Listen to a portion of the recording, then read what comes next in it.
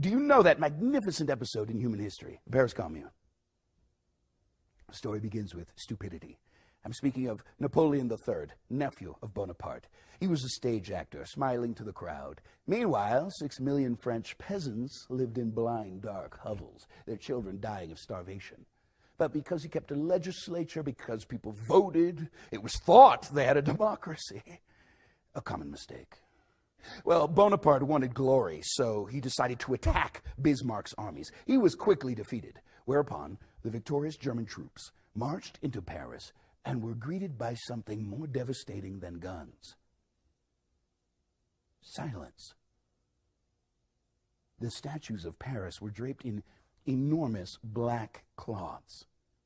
An immense, invisible, silent resistance.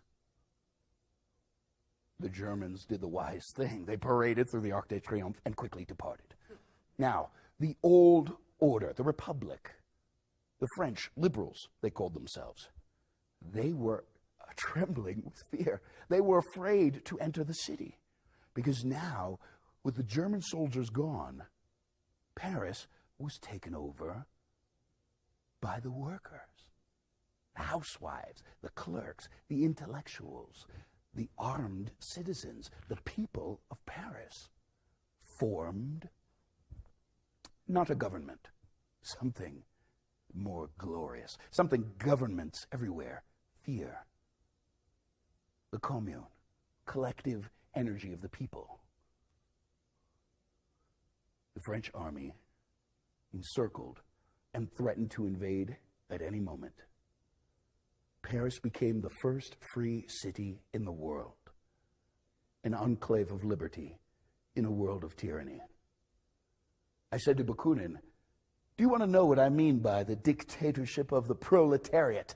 Look at the Paris Commune. That is real democracy, not the democracy of England or America, where elections are circuses, where the choice is between this or that guardian of the old order, and whichever candidate wins, the rich go on ruling the country. No, it only lasted 2 months. The Paris Commune was the first legislative body in history to represent the poor. Its laws were for them. It abolished their debts, postponed their rents. They forced the pawn shops to return their most needed possessions. They lowered the hours of bakers. They refused to take wages higher than those of the workers. And they set up a commission for the education of women, something unheard of, education for women.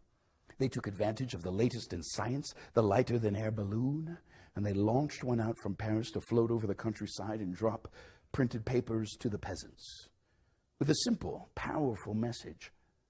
A message that should be dropped to working people everywhere. Our interests are the same. The Commune declared the purpose of schools, to teach children to love and respect their fellow creatures. Now, I've read your endless discussions on education. Such nonsense. You teach everything necessary to succeed in a capitalist world, but do you teach the youth to struggle for justice? The Commune understood the importance of that. They educated not only by their words, but by their acts. They abolished the guillotine, that instrument of tyranny, even revolutionary tyranny. And then, wearing red bandanas, red banner flying, buildings festooned in sheets of red silk, they gathered around the Vendôme column, a symbol of military power, an enormous statue surmounted by the giant bronze head of Napoleon Bonaparte. A pulley was attached to the head, a capstan turned, and the head came crashing to the ground. Men and women climbed atop the ruins. Now the red flag flew from its pedestal. Now it was a statue not of one nation, but of the entire human race. And men and women watching wept with joy. That was the Paris Commune. People shared things. Kindness ruled. They seemed to smile more often.